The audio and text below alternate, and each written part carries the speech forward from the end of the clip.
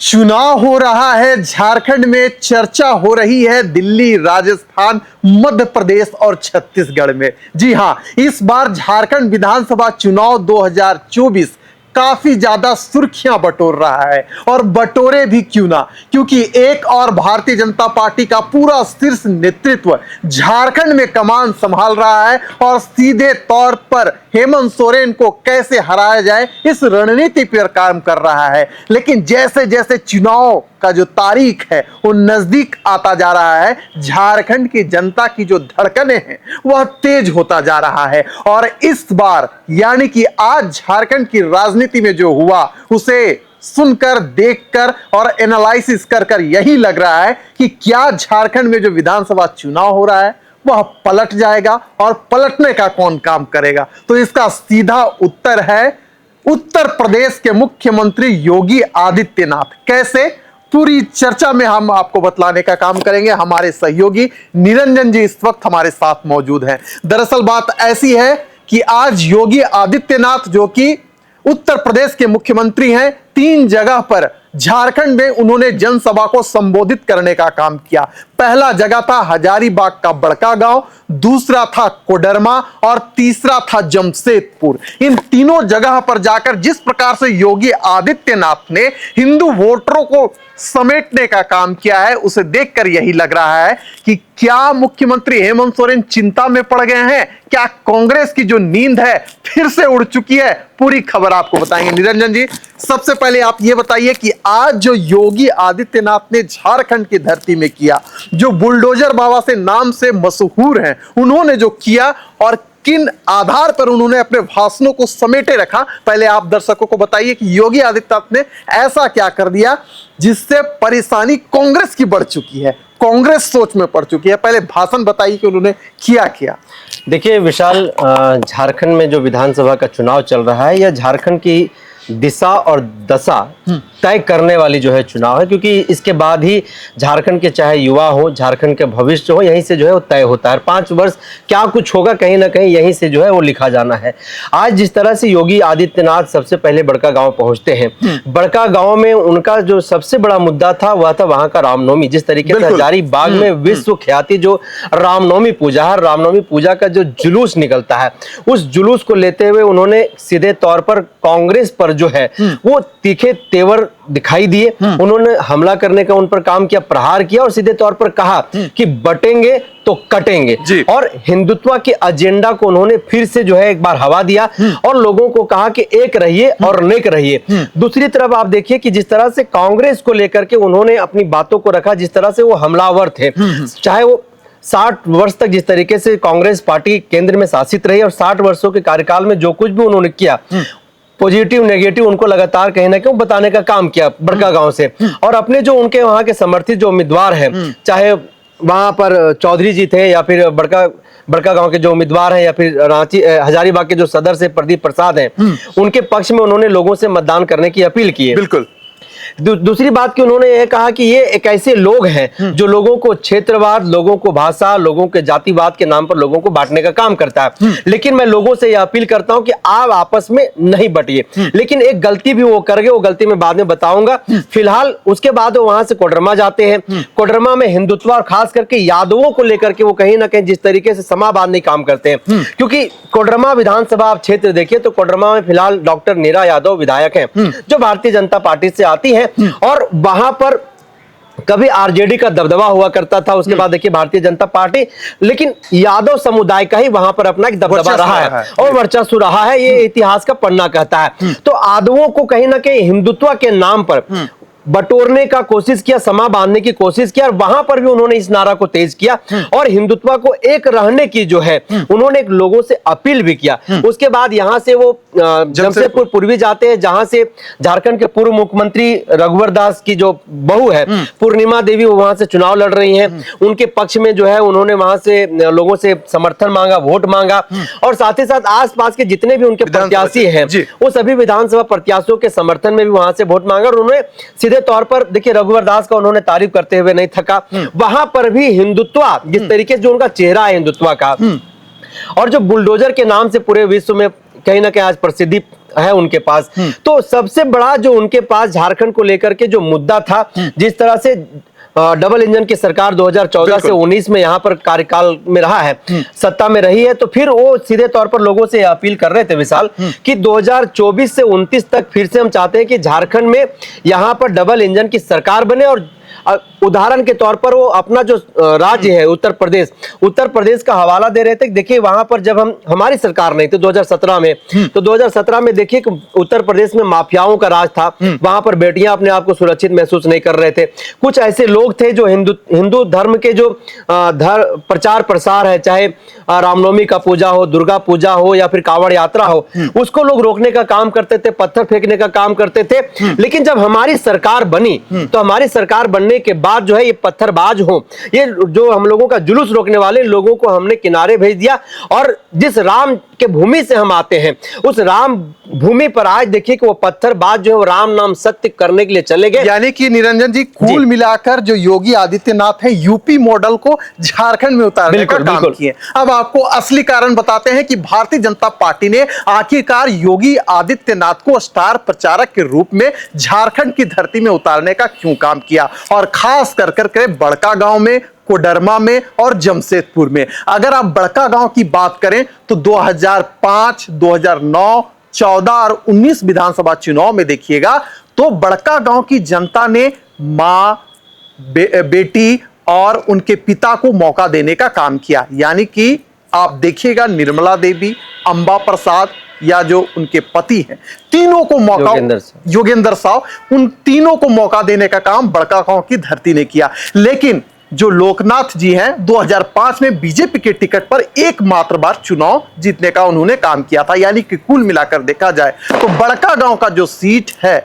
वह कांग्रेस की झोली में अक्सर रहा है। झारखंड अलग राज्य बनने के बाद सीधे योगी आदित्यनाथ को वहां पर कमान सौंपा गया और योगी आदित्यनाथ ने लोगों से अपील की कि जाति में मत बंटिए, यानी कि मोर्चा संभालने का काम किया। अब बात करते हैं कोडरमा में। कोडरमा में देखें तो 2005 में अन्नपूर्णा देवी आरजेडी के टिकट पर, 2009 में अन्नपूर्णा देवी आरजेडी के टिकट पर, यानी कि 2014 का जब विधानसभा चुनाव हुआ तो नीरा यादव बीजेपी के टिकट पर जीत कर आई और 2019 में भी नीरा यादव। अब 2024 में मामला फंस रहा था तो सीधे फायर ब्रांड नेता बीजेपी के जो हैं योगी आदित्यनाथ, उनको मौका देने का काम किया गया। ठीक वैसा ही अगर हम जमशेदपुर में जो योगी आदित्यनाथ की सभा हुई तो वहीं पर यही रणनीति के साथ भारतीय जनता पार्टी ने उन्हें उतारने का काम किया। और वहां पर भी 2005 यानी कि जब से झारखंड अलग राज्य बना है, लगातार उस सीट से रघुवर दास चुनाव जीतते आ रहे थे। हालांकि 2019 में सरयू राय ने उन्हें मात देने का काम किया था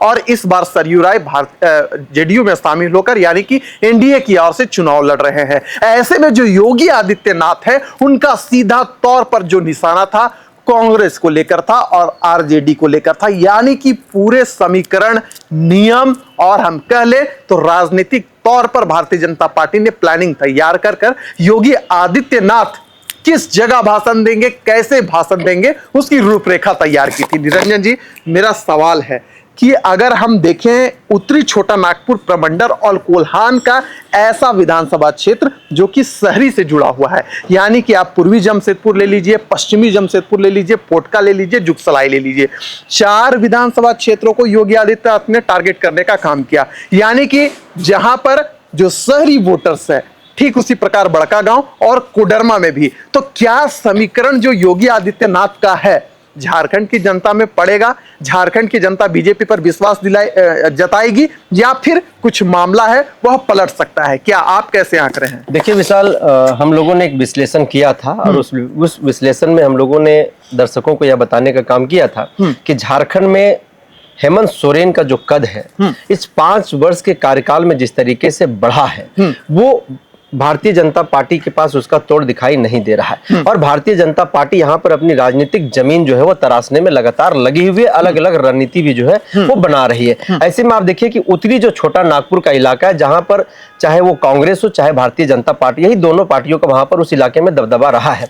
और 2019 की विधानसभा के चुनाव में देखिए जब इंडिया गठबंधन को वहां से बहुमत मिलता है और बहुमत के बाद यहाँ पर सरकार भी झारखंड में बनती है, लेकिन 2024 में भारतीय जनता पार्टी का आप देखिए कि कहीं ना कहीं मामला लटकते हुए दिखाई दे रहा था। भारतीय जनता पार्टी कमजोर दिखाई दे रही थी, खास करके हिंदू बहुल्य क्षेत्रों में। तो आप देखिए जो बड़का गांव का जो क्षेत्र है, बड़का गांव क्षेत्र आप देखिए तो वो हिंदू बहुल्य क्षेत्र है। वहां पर तेली जो समुदाय है, वैश्य जो समुदाय है, उनका वहां पर एक बड़ा संख्या है।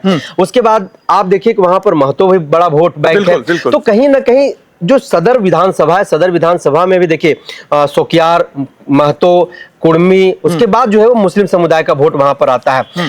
तो कहीं ना कहीं ये जो दो विधानसभा है, उसके बगल में देखिए बरही है, तो बरही में भी देखिए यादव का संख्या जो है बहुसंख्यक है। उसके बाद तेलियों का बहुसंख्यक है।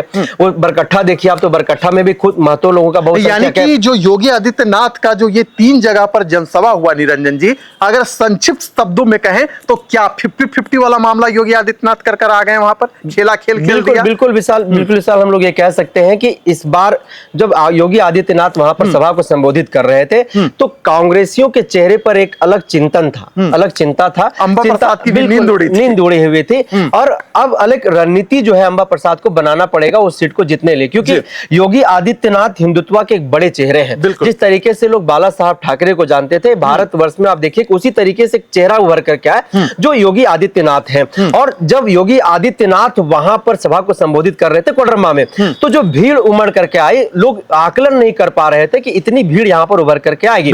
और जब वो रामनवमी पूजा का जिक्र कर रहे थे, रामनवमी जुलूस का जब वो जिक्र कर रहे थे, तो आप देखिए कि लोगों के द्वारा जो तालियां बजाई जा रही थी, कि जो लोग चाह रहे थे, वहां के जो हिंदू चाह रहे थे, वही बातों को कहीं ना कहीं योगी आदित्यनाथ वहां से करने का काम कर रहे थे। बड़का गांव में कई सारे बुलडोजर भी उनके स्वागत में लगाए गए। 15 बुलडोजर जो है वहां पर लगाए गए थे। ये एक अलग सुर्खियां बटोर रही थी। और कहीं ना कहीं ये बुलडोजर के नाम से ही जो है वो योगी आदित्यनाथ प्रसिद्ध है। और वो कहीं ना कहीं ये जो बुलडोजर है वह सांकेतिक तौर पर वहां पर था कि इस बार अगर हमारी सरकार बनती है तो जो कोई भी यहां पर गलत कारनामा किया है, जो कोई भी गलत है, ये बुलडोजर बड़का गांव विधानसभा में चलेगा। और यही कारण है कि वहां के जो प्रत्याशी है विपक्ष की, इंडिया गठबंधन की अंबा प्रसाद, उनके चेहरे पर खास तौर पर वो सिकन दिखाई दे रहा था, वो टेंशन दिखाई दे रहा था, चिंता दिखाई दे रहा था। और आज जो हम लोग विश्लेषण कर रहे हैं, यह विश्लेषण कहीं ना कहीं वहीं से निकल करके भी आ रहा है कि योगी आदित्यनाथ ने झारखंड में कांग्रेस को चिंता में डाल दिया है। उसी तरीके से आप देखिए कि जब जमशेदपुर जाते हैं तो वहां से जो है वो बन्ना है, जो एक लोकप्रिय नेता है। आप कोडरमा जाइए तो कोडरमा में भी यादव जी है, आरजेडी के नेता है, वो अपना जो सुभाष यादव अपना वर्चस्व बनाए।